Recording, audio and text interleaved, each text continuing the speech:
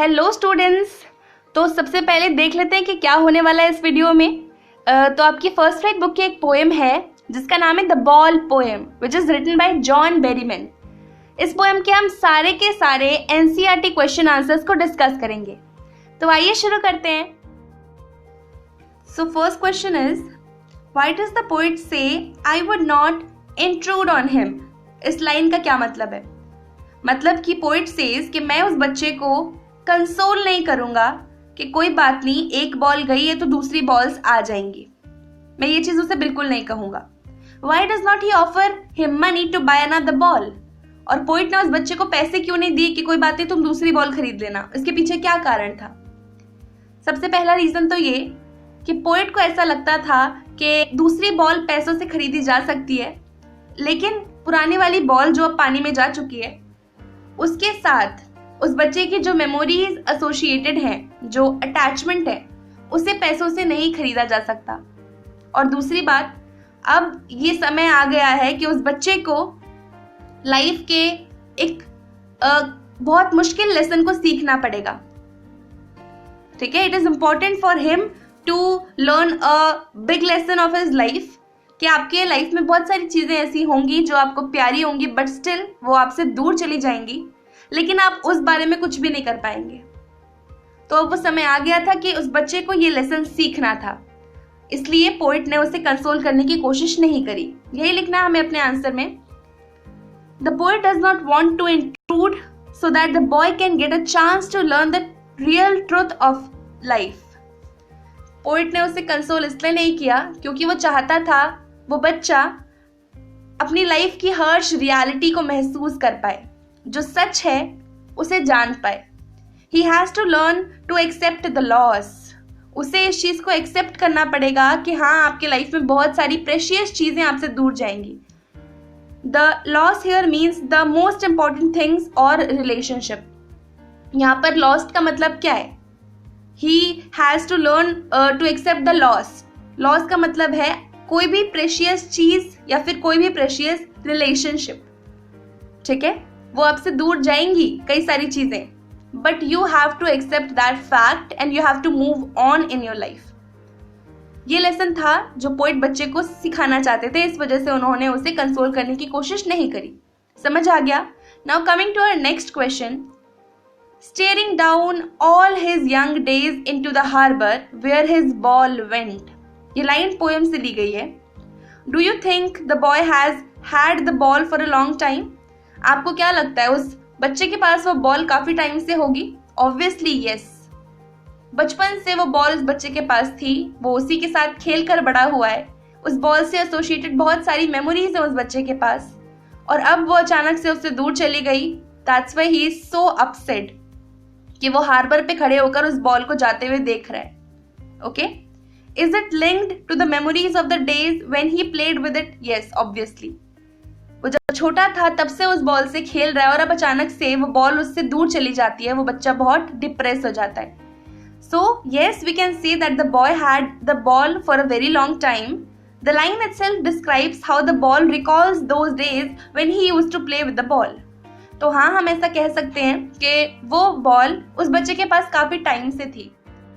इस लाइन को आप साफ साफ पढ़कर ये समझ सकते हैं। Steering down all his young days into the harbor where his ball went, मतलब कि उसके बचपन के सारे दिन उस बॉल के साथ जा चुके हैं। वो सारी मेमोरीज, वो अटैचमेंट, सब वो बॉल अपने साथ लेकर चली गई। तो इतना हमें समझ आ चुका है कि वो बॉल बच्चे के साथ बचपन से है। जब वो छोटा था तब से उस बॉल से खेल रहा है, बट अब वो बॉल उससे दूर जा चुकी है। The ball was surely linked to some sweet memories of his playing with the ball. Obviously, उस बॉल से एसोसिएटेड बहुत सारी मेमोरीज होंगी उस बच्चे के पास, जिस वजह से वो दुखी है, क्योंकि नई बॉल आ तो जाएगी लेकिन वो पुराने बॉल वाली अटैचमेंट उसे नई बॉल से नहीं मिलेगी। समझ आ गया? Okay, coming to our third question. What does in the world of possessions mean? In the world of possession का मतलब है इस मटेरियलिस्टिक दुनिया में, in the world of materialistic things. Materialistic things वो चीजें जो हमें कंफर्ट दिलाती हैं, which are non living in our life but bring comfort to us. तो यही लिखना है हमें, in the world of possession means that the world is full of materialistic things. Materialistic things are those things which bring comfort and luxury in our life. In the world of possessions का मतलब है ये materialistic दुनिया, जो भी हमें materialistic चीज comfort दिलाती है, लग्जरी महसूस कराती है, इसी का मतलब है वर्ल्ड ऑफ पोजेशंस. समझ आया? Okay, now coming to our fourth question. Do you think the boy has lost anything earlier? Pick out the words that suggest the answer. तो सवाल है कि आपको क्या लगता है, पहले कभी उस बच्चे ने इस लॉस को देखा है, फील किया है कभी? मतलब कभी उसकी प्रेशियस चीज उससे दूर गई है क्या? बिल्कुल नहीं. ये पहली बार था जब कोई उसकी पसंदीदा चीज, something which is close to his heart, उससे दूर गई है. और कौन सी लाइन जो हमें ये बताती है? Now he senses his first responsibility.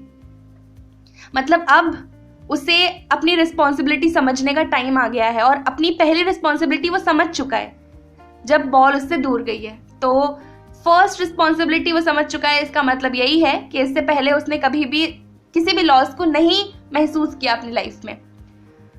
So the line in the poem, now he senses his first responsibility, helps us to know that the boy has not lost anything before. इस line को पढ़कर हमें पता चलता है कि उस बच्चे ने इससे पहले कभी कुछ नहीं खोया. तो that's why I say कि पोएम की लाइन्स पढ़ना बहुत ज़्यादा इंपॉर्टेंट है. सिर्फ आप समरी कर लेंगे उससे नहीं चलेगा. You have to read the poem line by line, क्योंकि ऐसे क्वेश्चंस उठ के आ जाते हैं एग्जाम में. तो लाइन टू लाइन एक्सप्लेनेशन के वीडियोस मैं भी बनाती हूँ, तो आप चैनल को सब्सक्राइब कर लें ताकि आपको ऐसे वीडियोस और मिलते रहें. देखो, मैं ये नहीं कह रही कि मेरे वीडियोस ही देखो एक्सप्लेनेशन के, नहीं. आप खुद से पढ़ें लाइन टू लाइन. अगर आपको अच्छा लगता है तो आप खुद से पढ़ें, समझ आती हैं चीज़ें खुद से पढ़ें, नो इश्यूज. अगर नहीं समझ आती उसके लिए मैंने वीडियोस बना रखी हैं. और पोएम की लाइन्स या फिर लेसन की लाइन्स का समझ होना बहुत इंपॉर्टेंट है. आप ऐसा सोचे कि आप सिर्फ समरी देखकर अच्छे मार्क्स स्कोर कर सकते हैं, तो हाँ, आप 70-80 मार्क्स स्कोर कर सकते हैं, लेकिन वो हमारा टारगेट नहीं है. Our target is 90+. ठीक है? तो इस वजह से एक भी पॉइंट ऐसा नहीं छोड़ना जिससे आपके मार्क्स लूज हो जाए. इसलिए पोएम को लाइन टू लाइन पढ़ना है, लेसन को लाइन टू लाइन पढ़ना है, उसके बाद समरी देखो, एक्सप्लेनेशन देखो, जो भी करना है करो, फिर वो चीज आपके दिमाग में बैठ जाएगी. ठीक है? चलो, कोई बात नहीं. अब आगे बढ़ते हैं, हम अपना लास्ट क्वेश्चन देखते हैं. What does the poet say? The boy is learning from the loss of the ball. Try to explain this in your own words. तो जब वो बॉल उस बच्चे से दूर चली जाती है, इस पूरे इंसिडेंट पर पोएट के क्या विचार हैं? What poet thinks, ये हमें बताना है कि वो बॉल बच्चे से दूर हो गई तो बच्चे को क्या लेसन मिलेगा अपनी लाइफ में, ये हमें बताना है. ठीक है? अपने शब्दों में इस आंसर को लिखने की कोशिश करें. अगर नहीं होता है तभी वीडियो देखें, वरना खुद से लिख लिया तो बहुत अच्छी बात है. वीडियो को पॉज करें, आगे बढ़ें. समझ आ गया? तो अब मैं एक्सप्लेनेशन बता देती हूँ. देखिए, सो पोएट थिंक्स कि अब ये बॉल बच्चे से दूर हो गई है. Now the boy is going to learn the sad reality of the life. कि कई सारी प्रेशियस चीजें होंगी जो आपसे दूर जाएंगी और आप बस उन्हें अपने से दूर जाता हुआ देखेंगे. आप उसके बारे में कुछ नहीं कर सकते. You have to accept that fact. यही जिंदगी की रियलिटी है. This is the harsh reality of life. बहुत सारी चीजें, बहुत सारे रिलेशनशिप्स, बहुत सारी मटेरियलिस्टिक चीजें आपसे दूर जाएंगी और कभी वापस नहीं आएंगी. ये लेसन था जो उस बच्चे को सीखना था और इसी बारे में पोएट पूरी पोएम में बात कर रहे हैं. यही लिखना है हमें अपने आंसर में. The poet means that the boy will learn the real truth of his life. तो जब पोएट कहते हैं कि ये बॉल चली गई है जो पानी में, इस चीज से बच्चा एक लेसन सीखेगा. वो मूव ऑन करना सीखेगा. जो लॉस हमें हो चुके हैं उनको छोड़कर अपनी लाइफ में आगे कैसे बढ़े वो सीखेगा. So the poet means that the boy will learn the real truth of his life. अब वो बच्चा अपनी जिंदगी का कड़वा सच जानेगा. He will learn how to move on in life despite of incurring heavy losses. वो बच्चा अब सीखेगा कि आपको जब कोई लाइफ में लॉस हो जाता है तो मूव ऑन कैसे करते हैं. हम मूव ऑन करना पड़ेगा, ऑब्वियस सी बात है यार। उस लॉस को लेकर थोड़ी ना बैठे रहोगे जिंदगी भर। You have to move on in your life. और यही लेसन उस बच्चे को सीखना था। Everyone experiences this in his or her life when they lose either something or someone. सब अपनी लाइफ में ये चीज सीखते हैं, या वो किसी चीज को खोते हैं या किसी इंसान को। This harsh reality that lost things never come back make people strong enough to live their life by accepting this truth of life. और ये जो हार्श रियलिटी है लाइफ की, यही बंदे को स्ट्रांग बनाती है। इंसान जब इस चीज को एक्सेप्ट करके अपनी लाइफ में मूव ऑन करता है, तब वो स्ट्रांग बनता है। ये एक बहुत बड़ा लेसन है जो उस बच्चे को मिला, और आई होप आप लोगों को भी मिला होगा। So just move on in your life, उस चीज को एक्सेप्ट कीजिए और आगे बढ़िए। That's it. इसी के साथ हमारे सारे एनसीईआरटी क्वेश्चंस खत्म होते हैं। आई होप चीजें आपको समझ आई हो। अगर कोई डाउट होता है तो कमेंट सेक्शन में बेझिझक पूछें। इस वीडियो को यहीं तक रखते हैं और आपसे मिलते हैं आगे आने वाली वीडियोस में। तब तक के लिए bye bye, take care, have a great day.